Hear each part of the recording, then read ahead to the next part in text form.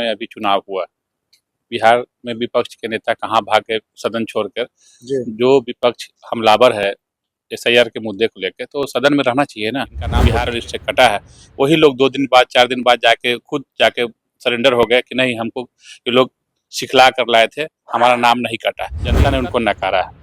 अगर मशीनरी जीता है तो हमारे प्रत्याशी कहीं 100 वोट से, कहीं 150 वोट से हार गए। अगर मशीनरी में छेड़छाड़ होता, मशीनरी अगर हमारे कंट्रोल में होता तो हमारे प्रत्याशी 200, 500, 1000 वोट से नहीं हारते। नमस्कार, न्यूज फॉर नेशन देख रहे हैं आप। मैं हूँ आपके साथ धीरज सिंह। संसद में विपक्ष लगातार मांग कर रहा था कि एसआईआर के मुद्दे पर चर्चा होनी चाहिए।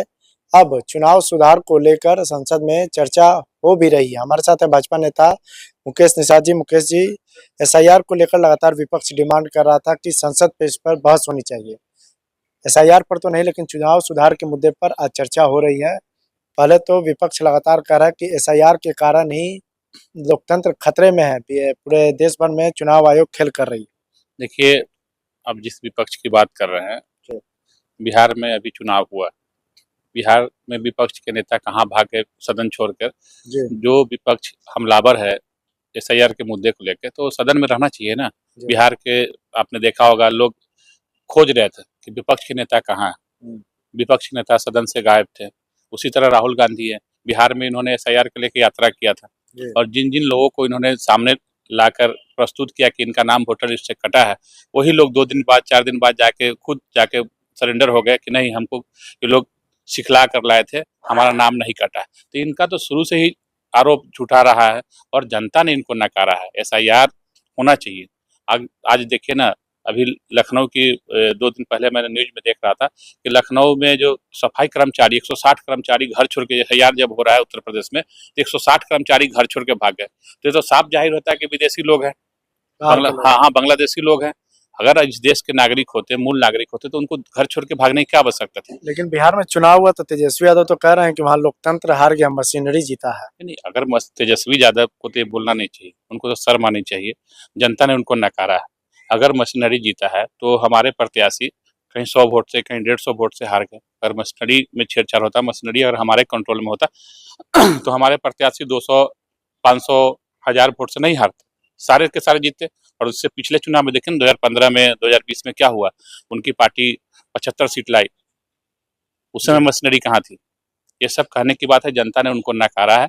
अब इससे भी उनको सीख लेने की आवश्यकता है। ये जो झूठे आरोप लगा रहे हैं, जनता का अपमान कर रहे हैं। जनता ने जो मैंडेट दिया है भारतीय जनता पार्टी को, आज वो आरोप लगा रहे हैं मशीनरी का। इनको सीख लेनी चाहिए जनता का। जनता ने नकारा है, और इस तरह रहेंगे ना तो जो 25 आया ना, आने वाले 30 में 25 भी नहीं, साफ हो जाएंगे वो। तो कहते हैं कि आप लोग वोट खरीदे हैं, 10-10 हजार रुपया देकर महिलाओं से वोट लिए हैं, अब उन्हीं के घरों पर बुलडोजर चलवा रहे हैं। नहीं नहीं, महिला के सम्मान में सरकार ने नारी सशक्तिकरण के लिए जो योजनाएं लाई, उस योजना के तहत महिला को सशक्त करने के लिए, उनको रोजगार से जोड़ने के लिए सरकार ने योजना दी। हमारे माननीय मुख्यमंत्री ने नारी को मुख्य धारा से जोड़ने के लिए उनका योजना है, और उस महिला का भी अपमान कर रहे थे तेजस्वी यादव। तो उनके परिवार में तो क्या होता है आप देख ही रहे हैं, महिला किस तरह उनके यहाँ अपमान, खुद वो घर की महिला को अपमानित करते हैं, तो प्रदेश की महिला को क्या करेंगे। तो वो लोग तो ये भी कह रहे हैं कि वोटिंग के दिन कौन सा सशक्तिकरण कर रहे थे, 20 साल में सशक्त नहीं किया, अब केवल वोटिंग के दिन 10-10 हजार रुपए देकर आप सशक्त कर रहे हैं। नहीं, वोट से पहले ये तो जीविका दीदी के माध्यम से महिलाओं को मुख्य धारा से जोड़ने की उनका समझ में, उनकी समझ कहाँ है। वोट की समझ नहीं है नहीं, कोई समझ होता तो सदन छोड़ के भागते क्या। जिस नेता प्रतिपक्ष को सदन की गरिमा नहीं पता है, सदन में स्पीकर के चुनाव में तो बधाई दी है, नीतीश कुमार को उत्तम स्वास्थ्य की भी कामना की है, लेकिन उसके अगले दिन जब उनकी सदन की कार्यवाही होती है, उसमें नेता प्रतिपक्ष का अहम रोल होता है, उस समय तो सदन छोड़ के भाग गए वो। निजी जीवन भी नहीं, निजी जीवन होता है, लेकिन निजी के साथ जो जनता ने आपको चुना है, राघोपुर की जनता से उम्मीद करके उनको जिताई है, तो राघोपुर की जनता का सदन में सवाल कौन उठाएगा। उनकी समस्या का सदन में कौन सवाल उठाएगा। राघोपुर से तो की जनता ने उनको चुना है ना। राघोपुर की जनता तो उनसे आस लगाए बैठी है। तो वैसे राघोपुर की जनता के आपके माध्यम से कहना चाहते हैं कि इस बार आपने गलती किया, लेकिन 30 में ऐसे प्रतिनिधि को नहीं चुने जो सदन छोड़ के भाग जाता हो। अगले बार हरवाने के लिए आप बिल्कुल। अब जो व्यक्ति सदन में जनता की आवाज उठाने के लिए नदारत हो, तो ऐसे व्यक्ति को जनता क्यों चुनेगी। इस बार वहाँ की जनता से भूल हुई है। अगले बार मैं आपके चैनल के माध्यम से राघोपुर की तमाम जनता मालिक से कहना चाहता हूँ कि ऐसे नेता को न चुने जो सदन छोड़ के भागता हो। आखिर में एक सवाल है, वो तो ये भी कहते हैं कि कोई साइंटिफिक उनके पास प्रूफ नहीं है, लेकिन कुछ ना कुछ गड़बड़ी हुआ है, तभी इतना विशाल मैंडेट जो है आप लोग को मिला है। साइंटिफिक क्या होता है तेजस्वी यादव को पता है क्या। पढ़ा लिखा लोग साइंटिफिक समझता है। तो वहाँ तो जितने भी सीएम डिप्टी सीएम थे सारे अनपढ़ लोग थे, तो scientific reason CM Nitish Kumar जी।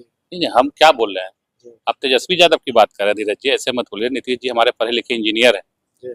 ठीक है, और बिहार की जनता को गर्व है। आज बिहार की जो गति है वो नीतीश जी के कारण है। आज आप बिहार में जाते हैं और शाम में जब मेरिन ड्राइव पर जाते हैं तो लगता है कि विदेश के नज़ारा है, वो नीतीश जी का देन है।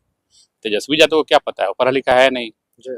तो उनको क्या पता साइंटिफिक रीजन। आप साइंटिफिक रीजन है तो आप प्रूव करिए ना, प्रूव कहाँ से करेंगे, पढ़ा लिखा है नहीं। जो आदमी कभी स्कूल कॉलेज नहीं गया और साइंटिफिक रीजन को कैसे समझेगा। चलिए, बहुत बहुत धन्यवाद। ये भाजपा नेता मुकेश निषाद जी, दिल्ली से न्यूज़ फॉर नेशन के लिए मैं धीरज।